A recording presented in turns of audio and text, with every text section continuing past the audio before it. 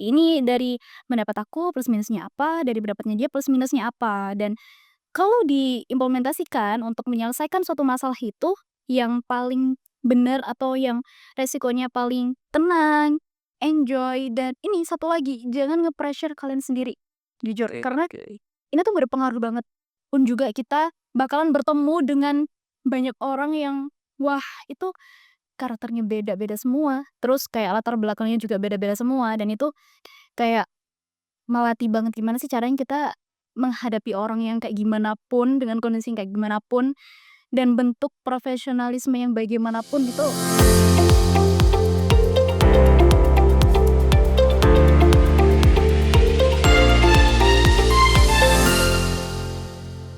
Assalamualaikum warahmatullahi wabarakatuh. Halo sobat seni religi, kembali lagi di podcast Seni Religi, tempat kita berbagi cerita, pengalaman, dan tentunya inspirasi dari keluarga besar UKM Seni Religi. Sebelumnya, perkenalkan, saya Rizky Mas Adi Putra dari Fikes Angkatan 2023 selaku pengurus harian Seni Religi Angkatan 2025. Pada episode kali ini, kita bakal ngobrol bareng sama tamu spesial yang pastinya nggak asing lagi di dunia organisasi kampus. Kita bakal kupas tuntas tentang pengalaman organisasi, suka dukanya, hal-hal berkesan, dan sampai pelajaran yang bisa kita ambil tentunya. Jadi buat sobat seni religi yang lagi dengerin, siapin posisi yang paling nyaman buat kalian karena kita bakal masuk ke obrolan seru bareng narasumber kita hari ini.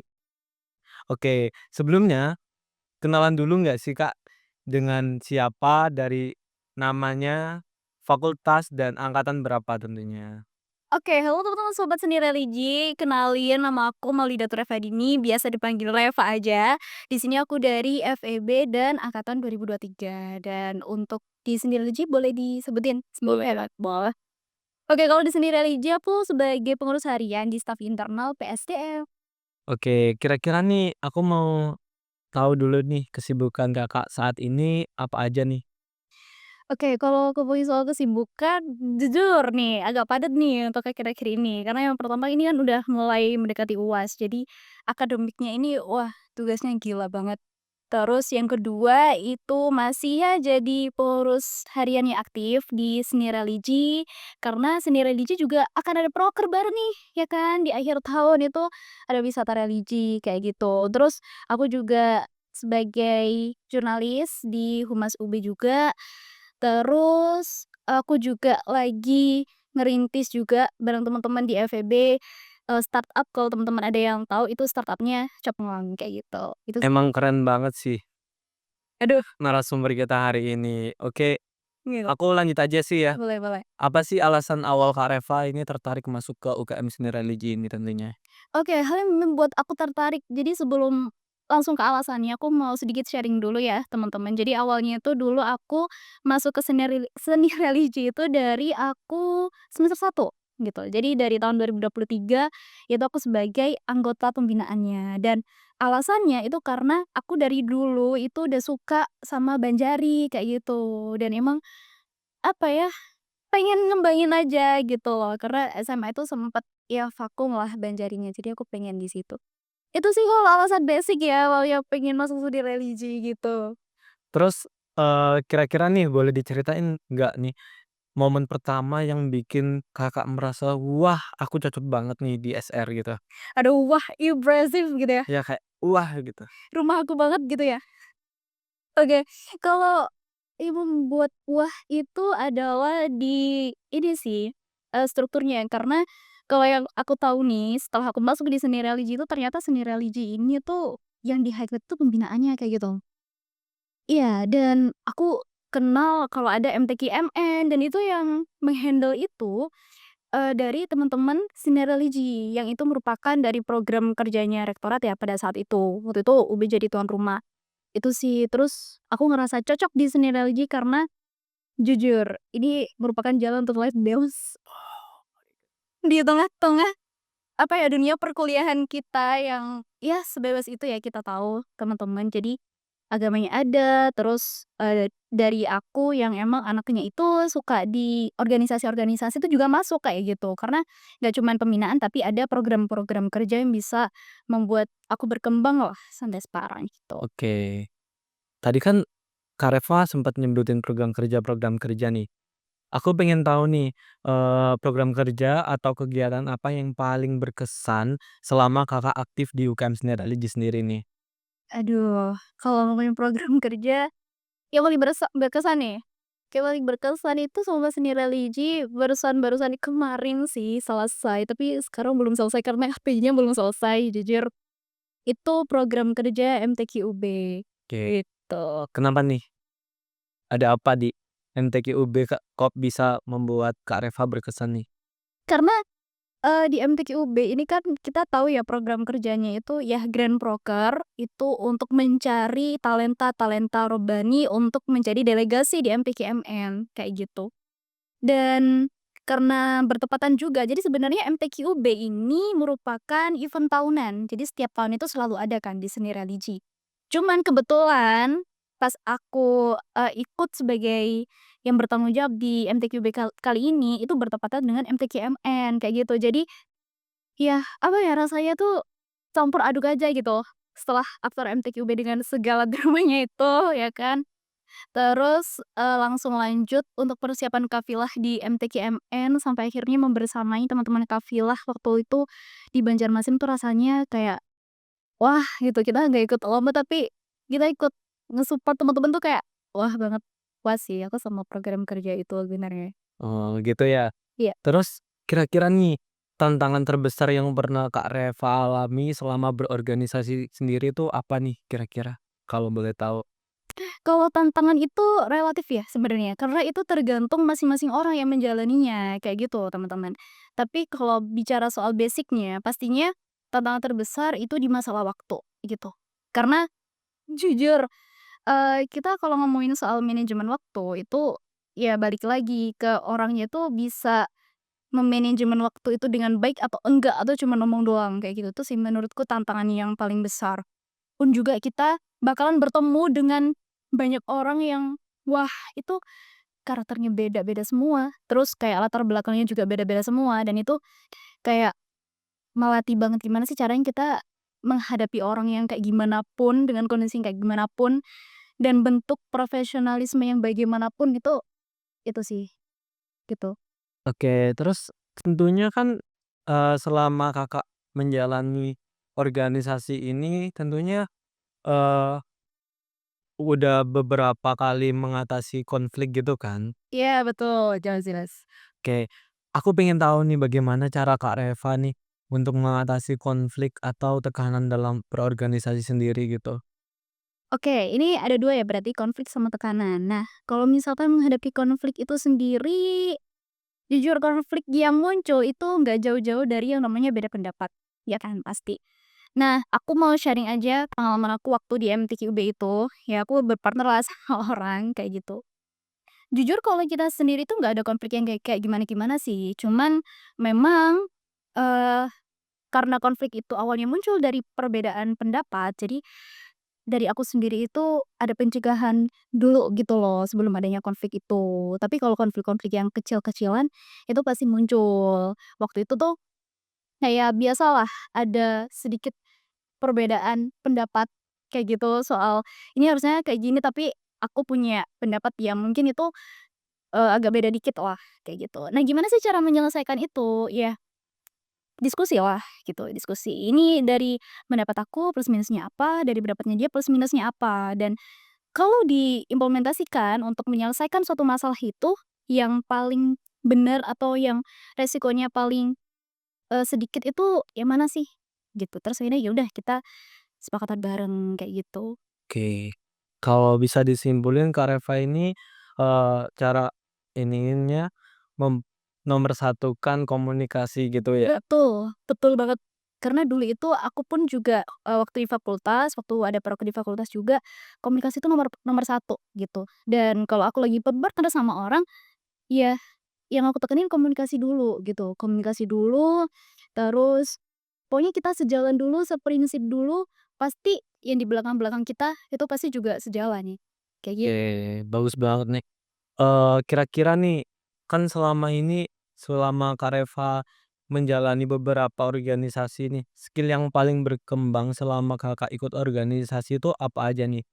Terus, kira-kira pelajaran atau, value apa yang Kakak ambil dari ikut organisasi ini gitu? Misal seni religi value-nya apa gitu? Oke, berarti terfokus di waktu seni religi ya berarti ya? Boleh boleh. Oke, kalau pengalaman apa ya, yang paling berkembang di diri aku selama aku ikut seni religi tentunya yang pertama, itu karena alasan aku tuh masuk ke sini tuh karena Banjaringnya. Jadi alhamdulillahnya aku mengikuti beberapa festival Banjari kayak gitu.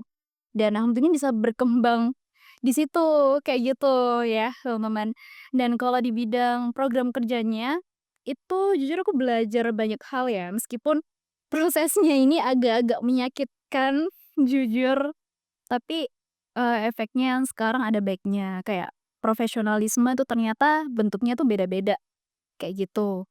Terus yang kedua tuh soal tanggung jawab, terus yang ketiga itu soal gimana sih cara kita itu bertemu sama banyak orang, dan banyak orang itu ternyata banyak banget karakteristik orang yang ternyata tuh sebanyak itu, yang kayak di luar dari apa yang aku duga gitu loh, gitu.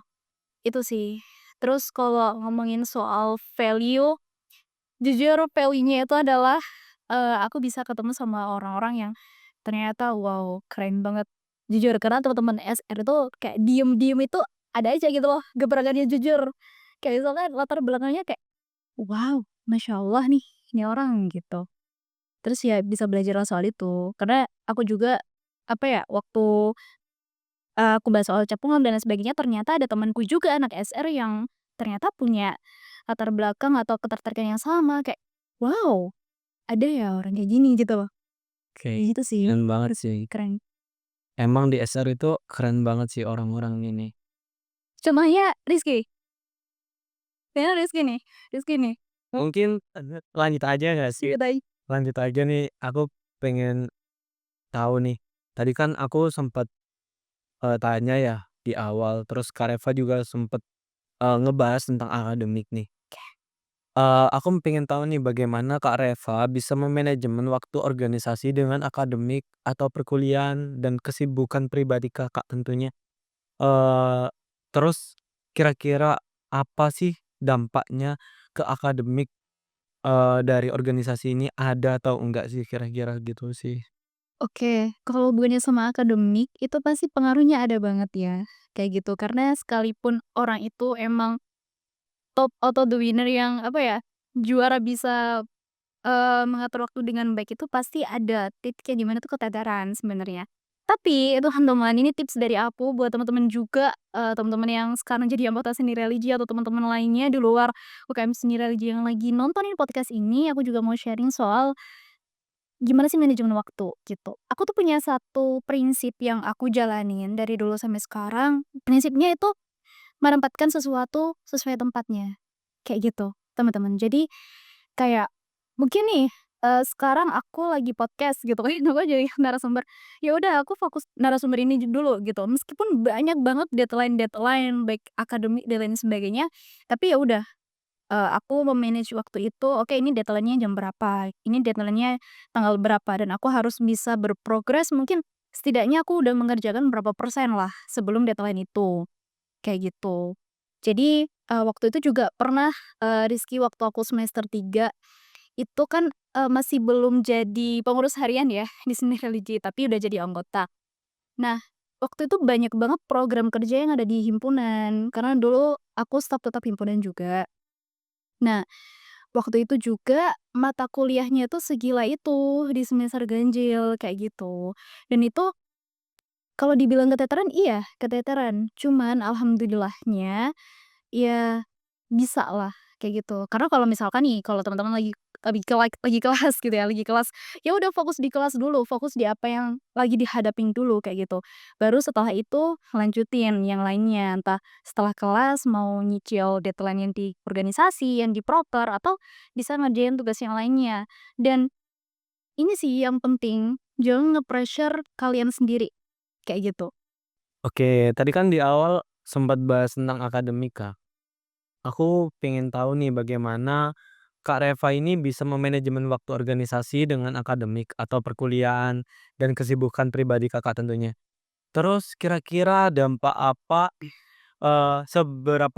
seberdampak apa sih ke akademik Kakak buat organisasi ini?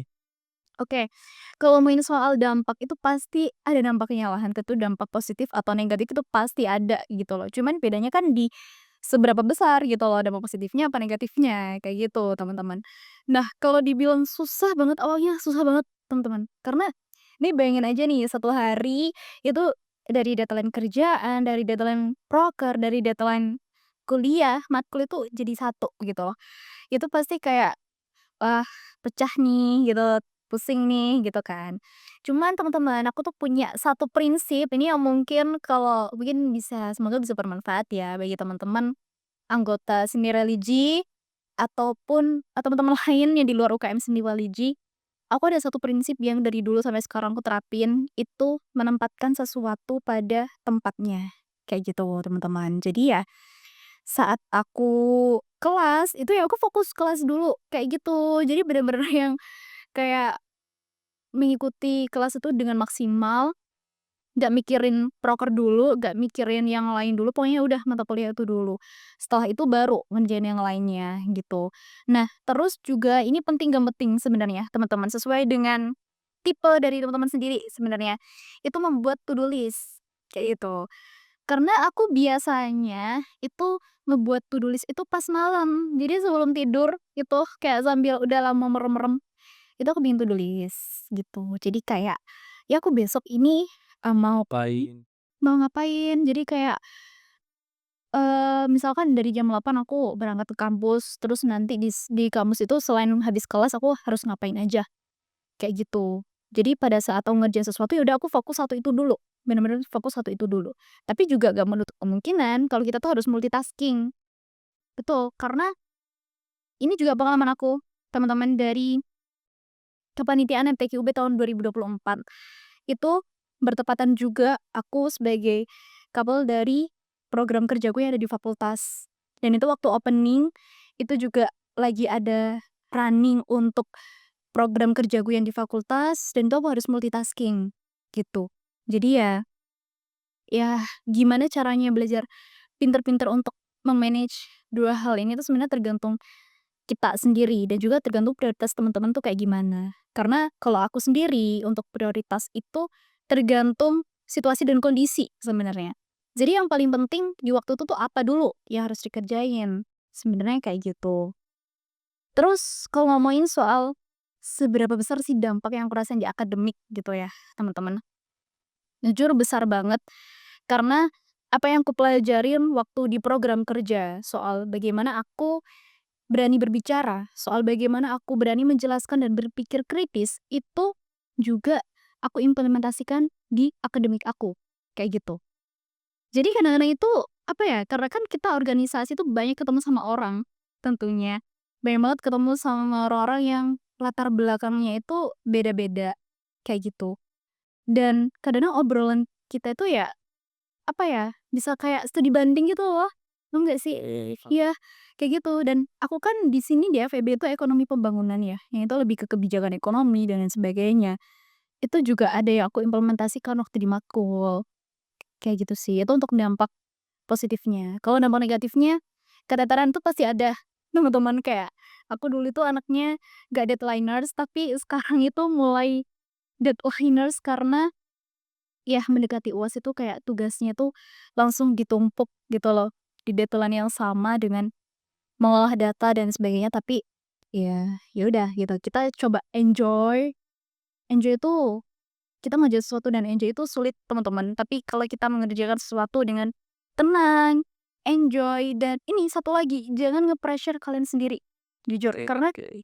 ini tuh berpengaruh banget, meskipun, seambis apapun kalian, tapi kalau kalian nge-pressure kalian sendiri, itu belum tentu hasilnya tuh maksimal gitu. Jadi kayak memanajemen waktu itu nggak cuman perihal pembagian waktu, 2 jam kalian gini, 2 jam kalian itu, enggak cuman itu. Tapi gimana me-manage emosi kalian, gitu. Karena kalau emosinya udah stabil, kita ngerjain sesuatu tuh enak, enjoy, meskipun itu cuman sedikit tapi kita tuh puas gitu loh. Oke, tuh, gitu teman-teman. Mungkin ini yang terakhir nih ya Kak Ref. Aku pengen Kak Reva ini ngasih tips buat teman-teman yang di rumah nih, yang mungkin masih ragu tentunya buat join di UKM Seni Religi nih. Mungkin teman-teman mahasiswa Universitas Brawijaya yang mahasiswa-mahasiswa baru nih, kira-kira kasih tips nih buat teman-teman yang masih ragu nih. Oke, kalau teman-teman yang masih ragu, ragunya tuh apa sih teman-teman? Coba share di kolom komentar. Karena apa yang buat kalian ragu gitu loh, dan terkhusus teman-teman sekarang kan udah ada yang masuk nih anggota 2025, terus nanti buat maba-maba yang mau 2026 ini, yuk join UKM Seni Religi karena kalian tuh bakal banyak banget experience mulai dari pembinaan, mulai dari kepanitiaan, mulai dari keorganisasian yang sampai kalian tuh bener-bener kenal sama, ya contohnya orang-orang rektorat lah dan sebagainya. Karena program kerja MTQB kali ini, itu juga yang menjadi PJ untuk MTKMN gitu loh. Gitu sih, teman-teman. Jadi pembinaannya dapet, organisasinya dapet, lombanya dapet, udah top, Bener-bener top jo banget ya. jos jis. Buat teman-teman jangan lupa join di UKM Seni Religi nih. Betul. Oke. Wah, luar biasa banget ya cerita dan pengalamannya. Banyak banget pelajaran yang bisa kita ambil tentunya dari perjalanan organisasi hari ini nih. Terima kasih banget nih buat Kak Reva yang sudah meluangkan waktu dan berbagi cerita seru tentunya. Semoga bisa menjadi motivasi buat teman-teman yang lagi mulai atau menjalani proses berorganisasi. Jangan lupa follow, like, dan share podcast ini biar makin banyak yang dapat manfaatnya tentunya. Sampai jumpa di episode selanjutnya dari podcast Seni Religi. Wassalamualaikum warahmatullahi wabarakatuh. Dadah. Audio Jungle.